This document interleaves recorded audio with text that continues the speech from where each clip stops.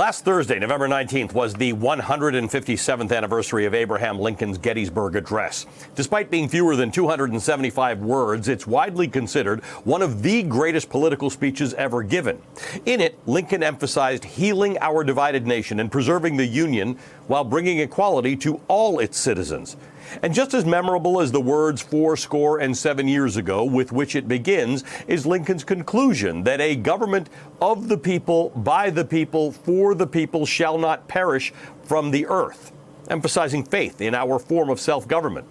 It used to be obvious what he meant. Everyone gets to vote, and their votes create and empower the government. I don't think I'm exaggerating to say that that idea has felt recently like it's slipping away.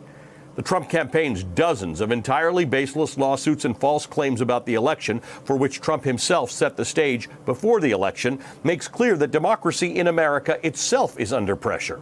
The so-called will of the people is what Trump and his toadies and his enablers are actively fighting against in our courts and in our legislatures in their brazen attempts to change the outcome of the 2020 election. It's mostly conspiracy theories, racism, and word salad, yet most Republicans, at least most of the ones in power, seem to be fine sitting by and watching the democracy Americans protested, spilt blood, and went to jail for erode in front of them. Just this week, the Washington Post reached out to all 53 sitting Republican senators for comment on Trump's efforts to overturn votes in various states. Fewer than 10 senators' offices responded. Of those who did, most declined to comment. 80% of Republican senators elected to serve us are avoiding us on a pretty major issue. Most people, most of you, I'm sure, believe that this will all work out and that at noon on January 20th, Joe Biden will be sworn in as the 46th president of the United States. But with each day that passes, Trump has the chance to convince more people that there is something flawed about the election results. There isn't. Trump's only problem with the election is that he didn't win it, period. And now he is just undermining not just the votes of nearly 80 million people who chose Joe Biden, but the votes of more than 154 million people who believed in the very system that has been used since 1804 when the Electoral College was ratified. 154 million people who believe and trust our democracy.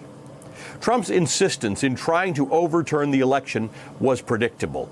It's delusional, and it will achieve nothing but the erosion of our democracy, and that will be Trump's real legacy. The history books will skip over the ridiculousness of much of his presidency and focus on this, its dying days when, in defeat, Donald Trump tried to take American democracy down with him.